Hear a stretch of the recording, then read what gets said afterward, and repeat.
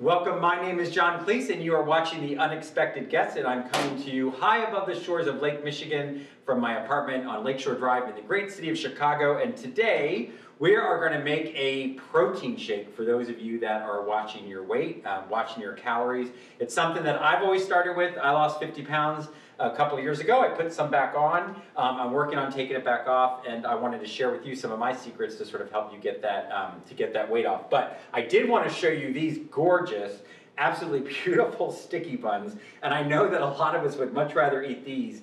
And I got these from Perot Gourmand, which is at the Peninsula Hotel in downtown Chicago.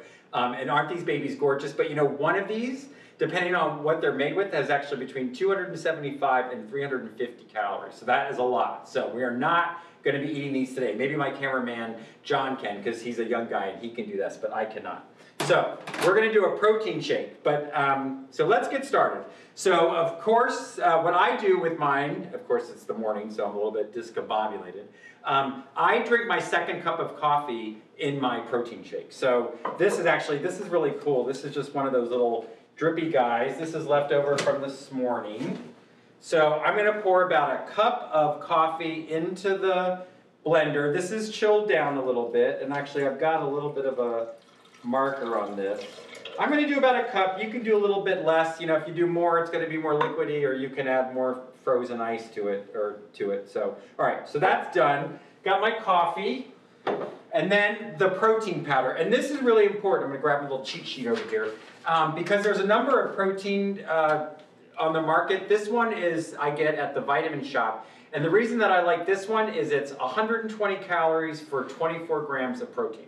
So that does a really nice job of keeping the calorie count down a little bit. I only do one scoop for my shakes. So I got one scoop of the chocolate protein powder, which is delicious. It's actually really, really good. It does have I don't know what the sweetener is, but there's not much in there. All right, and then I do make it a little bit more chocolatey. I use this Hershey's actually dark. It's a special dark cocoa powder. You can't get it everywhere, but I can actually get it in the Jewel Osco here in Lakeview, just north of downtown Chicago. This is only, how much is this? Why do I use this? Because this is only 10 calories for a tablespoon of unsweetened dark chocolate cocoa powder. And that really makes it nice and chocolatey. So we have that. The other thing I add to this in the powder form is I don't take a lot of supplements, but I do like to take vitamin C just to ward off colds, and I don't know, it's supposed to be good for us, right? So I take it. But I don't like to eat these little plasticky gel things, so I just dump it in here. So I don't need my tummy to try to dissolve that. So that goes in there. Trash closer to me. So I've got that. The other thing now we do is I do the yogurt. So I use the Greek yogurt, and I will tell you what, I was always doing the 0% of the Fage Greek yogurt. It's nice and thick. This little guy right here is 6 ounces. But then I was talking to somebody and they were saying, oh, it's better to have more fat to help deliver a lot of the nutrients, that you shouldn't do 0%. So then I switched to the 2%, which was more calories. And then I sat on a plane with the doctor and he said it's all a bunch of junk, that most of the stuff is dead by the time it goes in your body anyway, in terms of the microbiotics, that you really need the pickled stuff to get it. So anyway, whatever, I'm getting calcium. I've gone back now to the 0% to the Fage yogurt, which I really love. So I'm gonna put about, like I said, this is 6 ounces. I'm gonna put half of that in there, into the blender. And then usually later on in the day, as part of one of my little mini meals, I take the other half of this with a tablespoon of honey and a tablespoon of peanut butter. And that's my little snack. Okay, so we've got the yogurt. I gotta make sure I do everything.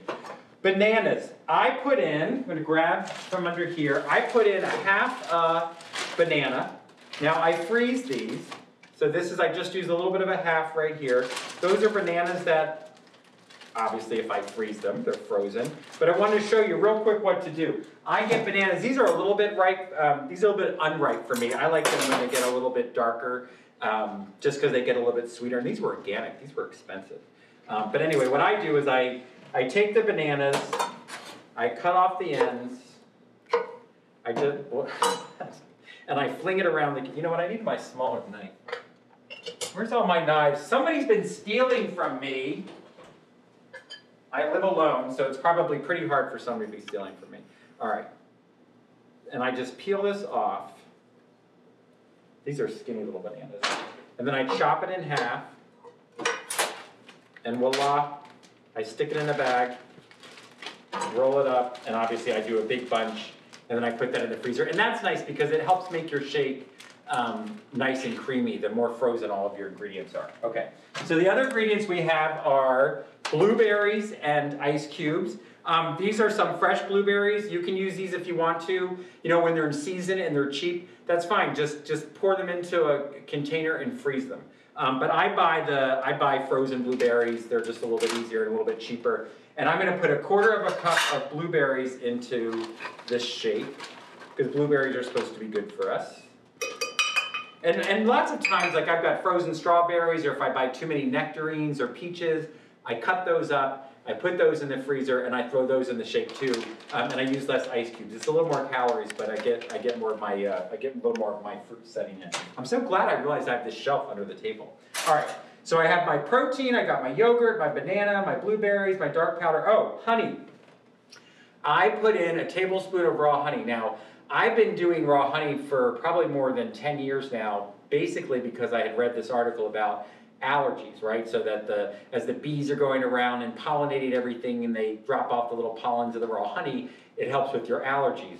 So I don't know if it's true. It seems to have worked for me. I eat it year round because they say you're supposed to do this a couple of months before allergy season, but I do it year round. It's delicious, but you gotta buy honey that's produced within the region that you live. So I'm coming to you from Chicago, so I'll buy raw honey that's made in, you know, Michigan or Indiana or Illinois, even all the way up to Wisconsin. Not that far actually, but I'll do this from Wisconsin. But this actually is honey from Bloomfield Hills, Michigan. So I put in a scoop of this. Now I know they say that raw honey is not good for pregnant women or babies, but I am neither a baby or a pregnant woman, so I'm not going to worry about it. That is yummy. It's expensive though. But you know what? You're only eating a tablespoon a day. Whoops. So it's not so bad. All right. That's it. Now the next thing we do is we just put in our ice cubes.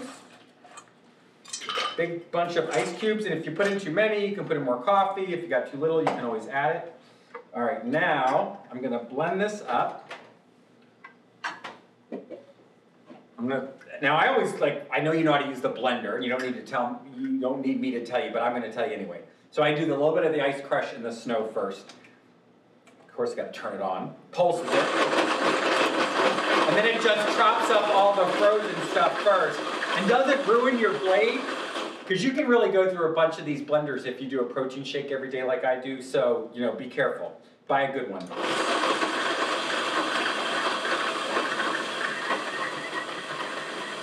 And then once I think that's all pretty much chopped up, snowed, whatever they call it, sort of all the shaved icy stuff, then I'll put it on the puree. There's actually a smoothie. Let's hit the smoothie button. What does that do? Sounds the same. Smoothie button does the same. But I go to puree.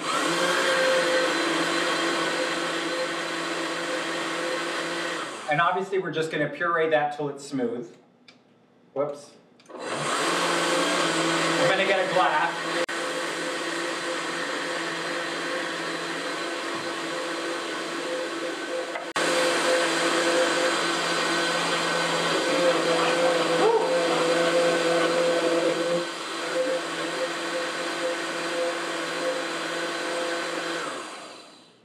I think that looks pretty good. It is loud, and it will wake everybody up in the house. And if you get up in the morning like I do and exercise and get, start your day off right, tough tooties. They need to get up. They need to get up. It's time to get up.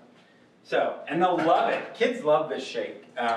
So then, this is our nice little protein shake that we start in the morning. And what I want to tell you is this is 296 calories. I'm going to taste it. Yum.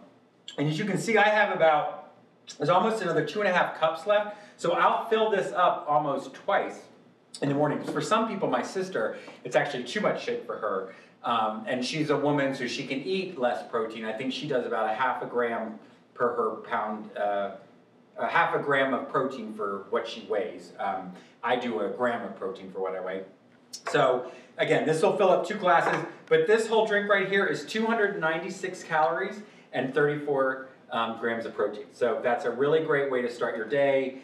It's delicious and it'll really kick it off. If you do decide to use the 2%, it boosts it up to about 321 calories, but no matter, it's still pretty good. All right, so that is my chocolate protein shake. Enjoy it. Like I said, it's a great way to start your day, and you know you've only got one start in the beginning of the morning, so you might as well make it a good one. So keep tuning in. We'll have lots of videos here on the unexpected guest to help you control your weight.